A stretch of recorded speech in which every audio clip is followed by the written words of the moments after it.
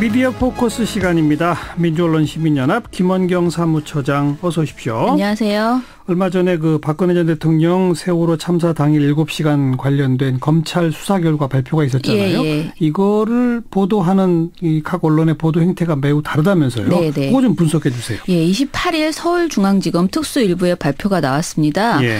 발표 결과는 사실 이제 너무 많은 네네. 보도가 나가서요. 자세히 설명 안 드려도 될 것 같고요. 김장수 실장이 2번 전화했는데 안 받아서 안봉근 비서관이 가서 문을 두들겼더니 그때서야 나와 네. 이런 얘기입니다. 예, 예. 아무튼 있는 사실을 그대로 발표하면 세월호 참사 당일 대통령이 아무 조치도 하지 않은 것이 드러나는 것이기 때문에 그동안 계속 문서를 조작해왔다. 그래서 여러 사람이 이제 지금 불구속 기소 또는 기소되었다. 예. 이런 내용입니다. 예. 이에 대한 3월 29일 신문 보도량을 봤습니다. 신문 먼저. 네. 경향신문이 6건, 한국일보가 4건, 한겨레와 동아일보가 각각 3건을 보도했는데요. 이 같은 날 조선일보는 2건, 중앙일보는 1건을 보도를 했습니다. 네. 적은 보도량뿐 아니라 보도를 어느 지면에 배치했는가도 차이를 보였습니다. 예. 타사는 모두 1면에 관련 보도를 배치했는데요. 조선일보는 10면 그리고 중앙일보는 14면에 배치해서 타사에 비해서 주목도를 낮췄다. 그러니까 보도 비중을 낮췄다라고 볼 수 있습니다. 조선과 중앙이 튀네요. 네네. 예. 게다가 조선일보는요. 14면에 배치된 2건 중에 위에 배치된 기사 제목이 황당합니다. 문 정부 검찰 성형시술 구판 세월호 7시간 괴담 실체 없다. 입니다. 그러니까 검찰 조사 결과를 보니 성형시술이나 구판 등 괴담은 없었다는 것에만 주목한 제목을 뽑은 것입니다. 그렇죠. 예, 이 보도는 첫 문장도요. 세월호 7시간 의혹은 실체가 없는 것으로 문재인 정부의 검찰 수사에서 밝혀졌다. 였습니다. 예. 이어서 밀회나 구판, 프로포폴 의혹 등을 나열하면서 박 전 대통령은 전날 인후염 치료를 받아 컨디션이 좋지 않았다고 한다. 방문한 사람도 사전에 오기로 약속됐던 최순실 씨와 미용사, 간호장교뿐이었다 등 항변을 구구절절 설명했습니다. 네네. 그런데 생각해보면요. 세월호 7시간 의혹은 국민이 억지로 음모론을 만들었거나 검찰이 억지로 조사한 것이 아닙니다. 청와대가 박 전 대통령의 행적을 밝히지 못하고 조작하고 있다는 점 때문에 이런 여러 가지 추문이 나왔던 것이고요. 그렇죠. 검찰 발표에 따르면 그 긴박한 시점에 침실에 틀어박혀서 아무것도 하지 않은 것이 더 황당한 내용인데 예. 이 점에 대해서는 조선일보가 제대로 지적을 안 하고 있는 거예요. 네. 그리고 최순실 씨가 방문했고 그제서야 중대본 회의가 잡혔다는 것은 최순실 씨가 실제로 박근혜 전 대통령이 행해야 될 국정을 진두지휘했었음을 단적으로 보여주는 거잖아요. 예. 이 점에 대해서도 제대로 지적을 안 합니다. 그럼에도 조선일보는 이 모든 상황을 무시하고 그저 사전에 오기로 약속했던 사람이다라는 그 표현을 붙여서 박 전 대통령의 루머를 해명하는 그 근거로 왜곡해서 활용하고 있는 상황인 것이죠. 검찰 발표를 오히려 박 전 대통령에게 도움되는 방향 쪽으로. 그렇죠. 자신이 보고 싶은 것만 예. 돋보이게 한 거죠. 예. 그나마 조선일보가 신면 하단 기사, 아까 제가 신면에 2개가 있다고 했는데 하단에는 예. 박 전 대통령 세월호 당일 최순실과 관저서 대책회의라는 보도로요. 최 씨가 박 전 대통령의 비선 실세였다는 점이 또다시 명확히 드러났다라면서 그렇죠. 검찰 수사 결과 내용을 다루긴 했습니다. 네. 그렇지만 조선일보는 기사 배치와 제목 뽑기 등에서 박 전 대통령을 변호하는 모양새를 분명히 보여줬죠. 신문에서는 조선과 중앙이 좀 튄다. 네네. 방송사 저녁 종합 뉴스는 어때요? 3월 28일 관련 보도가 나왔는데요. 관련 보도를 내놓지 않은 방송사는 없었습니다. 네. 그런데 보도량과 보도 배치 순서에서는 차이가 극명했습니다. 우선 MBC와 SBS는 관련 보도를 이날 톱보도로 배치했습니다. 이 중 SBS는 관련 첫 보도 앵커 멘트를 통해서 북한 김정은 위원장의 중국 방문 사실이 공식 확인되면서 오늘 전해드린 내용이 꽤 많습니다만 저희는 먼저 세월호 소식으로 오늘 8시 뉴스를 시작하겠습니다라고 강조했습니다. 네. 보도량은 MBC와 JTBC가 각각 9건으로 가장 많았고요. KBS가 5건, SBS가 4건으로 뒤를 이었습니다. 예. 반면에 TV조선은 고작 1건을 보도했고요. 이 한 건의 보도조차도 17번째로 배치했습니다. 17번째? 네. 이날 TV조선은 김정은 위원장의 방중 일정 관련 보도를 톱보도로 배치하고 쭉 11건에 달하는 보도를 전했습니다. 예. 한마디로 아주 보도 비중을 낮게 뽑았다고 할 수 있는데요. 보도 내용도 아주 간결했습니다. 세월호 침몰 오후 박최 관저회의라는 제목의 보도였는데요. 이날 장민성 기자는 세월호 참사 당일 박근혜 전 대통령이 최순실 씨와 청와대 관저에서 회의를 하고 이후 일정을 결정한 것으로 검찰 수사 결과 드러났습니다. 첫 보고도 골든타임이 지나서 이뤄졌고 청와대 측이 이 보고서를 조작한 혐의도 나왔습니다. 라고 말했어요. 네. 근데 이게 다 사실인 것은 맞잖아요. 이 발언이. 예. 근데 이게 사안에 대한 어떤 평가가 느껴지지 않는 발언이고요. 그냥 그러니까 스트레이트 보도라고 그러죠. 예. 그리고 이게 이 모든 기사에 거짓이라는 표현이 전혀 나오지 않습니다. 침실에서 첫 보고를 받았다는 등의 대중들에게 이렇게 대중의 직관을 자극하는 그런 사실관계 역시 누락되어 있는데요. 예. TV조선 외에 다른 방송사들은 거의 모든 보도의 제목에서 박근혜 청와대에 대한 비판적 태도를 드러냈습니다. 예를 들어 보면 KBS는 관련 보도의 첫 제목이 완전 전복 뒤 첫 보고 시간 조작이었습니다. 예. 그러니까 조작이나 거짓 이런 단어들이 거짓말 뭐 이런 말들이 거의 모든 언론사에서 다 들어가는데 TV조선만 이게 없는 거예요. 그렇게 조작했다는 것 때문에 검찰이 기소까지 한 거 아닙니까? 그렇죠. 그런데 예. 그 검찰 수사 결과를 발표하면서 조작 얘기는 뺀다. 네. 그 말을 하나도 하지 않았습니다. 네. 네. 예. 그래서 이렇게 가치 판단이 분명하게 담긴 표현을 타사들이 사용한 것에 비해서 TV조선이 모든 보도에 거짓, 조작, 위증 등의 키워드를 넣지 않았다는 것이 눈에 띄었고요. 네. 예. 조선일보랑 TV조선은 역시 같군요. 네네. 그렇습니다. 자, 그 보도는 이 정도로 정리하고 네. 이제 지방선거 다가오지 않습니까? 네. 지방선거 미디어 감시연대 이번 주에 발족하셨죠? 예. 제가 일하고 있는 민원연은 92년부터 지금까지 사실 모든 선거 보도를 철저하게 감시해 왔습니다. 올해도 2018년 전국 지방선거 미디어 감시연대를 발족을 했습니다. 예.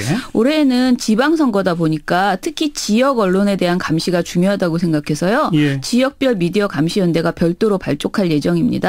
저는 서울 지방선거 미디어를 감시하는 역할을 이제 주력하게 되는 거였고요. 그렇겠죠. 예, 전국적으로 지역 언론까지 포함해서 최대한 많은 모니터링을 해서 발표할 계획을 가지고 있습니다. 네. 그리고 그 첫 번째로 저희가 서울시 의회가 20일 4인 선거구를 모두 없앤 선거구 획정 수정안을 통과시켰던 일을 어떻게 보도했는지 보고서를 냈습니다. 네. 그래서 오늘은 그 첫 번째 보고서를 좀 말씀드리려고 합니다. 그렇죠. 예. 이게 4인 선거구를 2인 선거구로 전부 다 없애버린 네네. 거대 양당의 담합 뭐 이런 네. 거 아니겠습니까? 네네. 좀 기본적으로 설명해 주세요. 예, 지난해 11월 시의회 선관위 법조계 인사 11명으로 꾸려진 선거구 획정위원회는 서울 지역의 4인 선거구를 35곳으로 늘릴 것을 제안했습니다. 그랬죠. 조금 더 설명을 드리면 소선거구에서는 기초의원 2명을 뽑아서 2인 선거구라고 합니다. 예. 소선거구를 합쳐서 중선거구로 만들면 기초의원을 3명 또는 4명까지 뽑을 수 있습니다. 그걸 3인 선거구, 4인 선거구라고 하죠. 예. 지난 지방선거에서는 2인 선거구에서 22명의 기초의원이 투표 없이 당선이 됐습니다.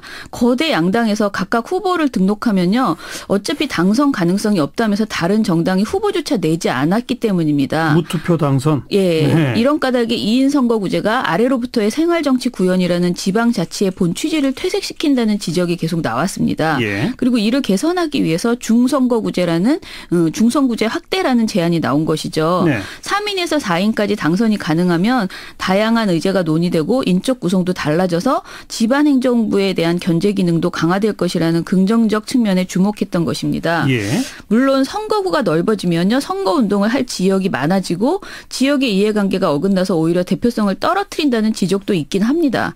그래서 이 때문에 각 지역 선거구 획정위원회는 2인, 3인, 4인 선거구를 지역 상황에 맞춰서 제안을 했습니다. 인구 밀도가 어느 정도 되는지 이런 걸 다 그렇죠. 감안해서 하는 거죠. 네네. 예. 그러나 더불어민주당과 자유한국당의 반발로 최종 안에서는 7곳으로 대폭 줄였는데 이마저도 서울시의회가 수정안을 기습 통과시켜서 결국 4인 선거구를 아예 없애버린 겁니다. 35곳 제안했는데 네. 7개로 줄이더니 네. 수정안으로 제로로 만들었다. 네네.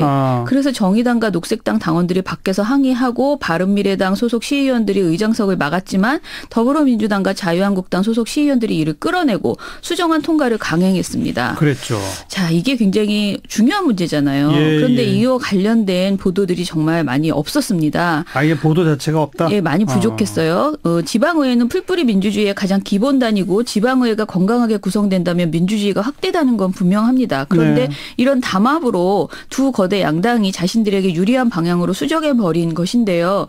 그렇다면 이런 일이 벌어지면 언론은 이런 상황과 왜 이렇게 갈등하고 있었던가 그 의미는 무엇인지를 유권자한테 분명하게 설명을 해야 됩니다. 예. 그런데 이런 그 논란 자체를 제대로 전달을 하지 않아서 많은 분들이 이런 일이 있다는 것 자체를 모르시더라고요. 보도 건수 좀 정리해 주세요. 3월 1일부터 3월 26일까지 주요 일간지를 분석해 봤습니다. 예. 굉장히 긴 기간이죠. 그런데 한겨레는 이 기간에 4인 선거구 관련해서 일반 기사 8건, 칼럼 2건, 사설 1건으로 총 11건 보도했습니다. 네. 가장 많이 보도했어요. 예. 관련 기사 제목을 보면 거대 양당의 담합, 쪼개진 선거구, 거대 양당 나눠먹기, 정치 다양성 걷어찬 양당의 폭주 등 두 당의 문제를 지적을 했습니다. 네. 경향신문도 총 4건의 관련 보도에서 거대 정당의 기득권 담합 폭거라는 표현을 뽑으면서 비판을 했고요. 예. 한국일보도 4건으로 비슷한 논조로 다뤘습니다. 그런데 이 같은 기간 동안 조선일보는 단 한 건을 다뤘습니다. 한 건. 그런데 이것이 사진이었어요. 그냥 사진 기사. 네.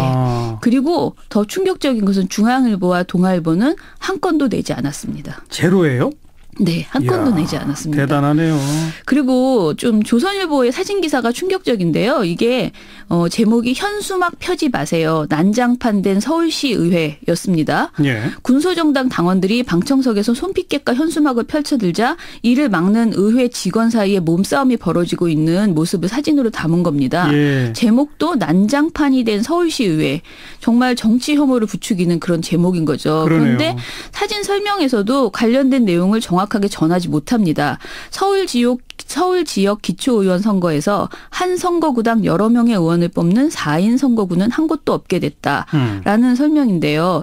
의회 논의 과정에서는 구성이 오가고 몸싸움이 벌어지는 등 타행이 빚어졌다. 이게 전부예요. 설명이. 예. 독자들에게 4인 선거구제의 의의를 전혀 전달하지 못했다고 볼 수 있습니다. 몸싸움 장면만 부각한 거군요. 그렇죠. 예. 그래서 아예 이렇게 사안을 다루기는 했지만 정치 혐오만 부추기는 사진 한 장 내놓은 조선일보나 보도조차 하지 않은 중앙동아일보나 이들이 오히려 담합이라고 해야 되는 거 아닌가. 예, 그런 생각이 듭니다. 그건 그렇고 네. 지방선거 미디어 감시연대 네. 그 감시의 기준이 있을 거 아니에요. 예, 저희가 이번에는요 감시 준칙을 좀 업그레이드해서 내놨습니다. 기존에는 선거마다 비슷한 감시 준칙을 사용했는데요. 예.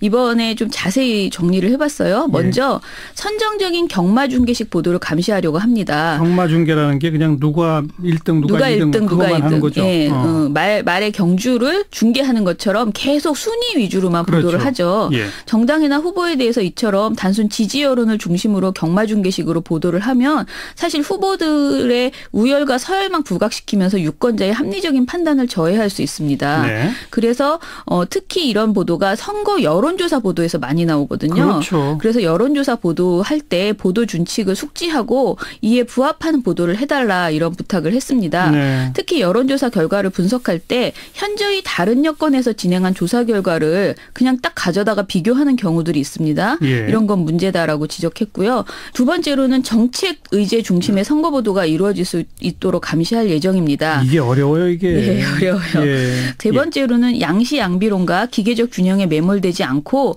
제대로 된 검증 보도를 해달라라고 합니다.